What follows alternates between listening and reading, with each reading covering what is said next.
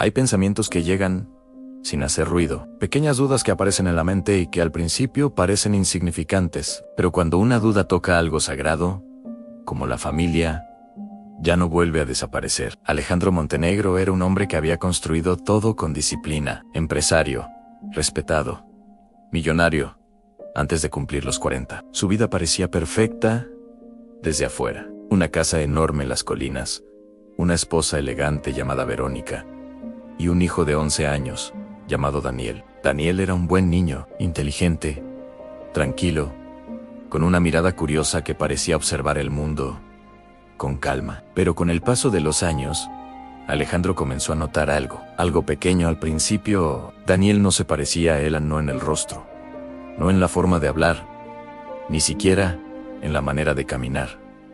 Alejandro era alto, de mirada intensa y rasgos fuertes. Daniel era diferente. Tenía un rostro suave y una forma tranquila de mirar a las personas. Al principio, Alejandro pensó que se parecía más a su madre, pero con el tiempo, esa explicación dejó de ser suficiente. Cada vez que alguien conocía a Daniel, siempre hacía el mismo comentario: es un niño muy especial.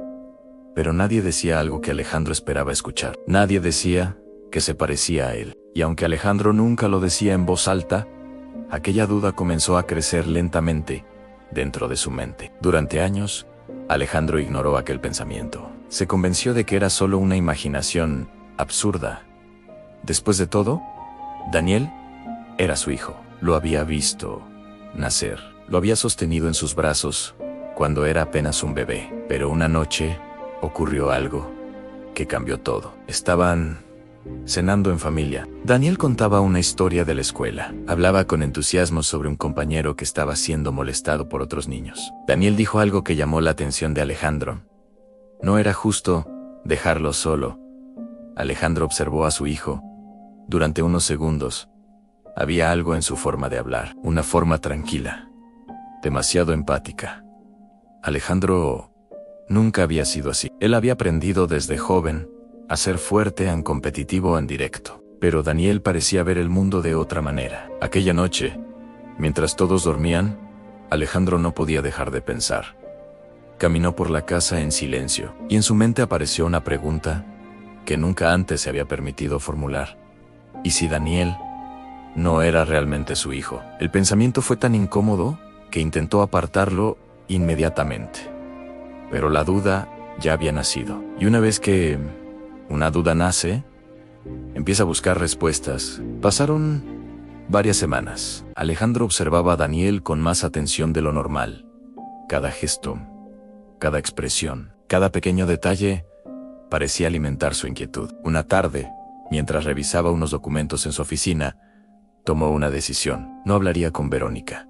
No preguntaría a nadie. Simplemente buscaría una respuesta. Alejandro ordenó discretamente un examen de ADN en todo. Debía hacerse en secreto. Una pequeña muestra de cabello de Daniel fue suficiente. El laboratorio prometió resultados en pocos días. Los días que siguieron fueron extraños. Alejandro actuaba con normalidad frente a su familia, pero por dentro, algo dentro de él estaba inquieto. Cada vez que veía a Daniel, sentía una mezcla de afecto y confusión. Una parte de él deseaba que la prueba confirmara lo que siempre había creído. Otra parte temía descubrir algo diferente. Finalmente, una semana después, llegó el mensaje del laboratorio. Los resultados estaban listos. Alejandro estaba solo en su oficina cuando abrió el correo. El documento parecía simple, un informe médico con términos científicos y porcentajes. Pero una frase destacaba claramente en el informe: probabilidad de paternidad, an 0%. Durante unos segundos, Alejandro no se movió. Releyó el documento una vez más, luego otra vez, pero el resultado no cambiaba.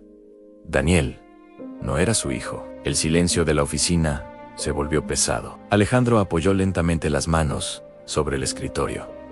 Su mente intentaba comprender lo que estaba leyendo. 11 años creyendo que estaba criando a su propio hijo. 11 años construyendo recuerdos, y ahora, una simple hoja de papel decía que todo aquello no era lo que parecía. Pero lo más extraño fue lo que sintió en ese momento.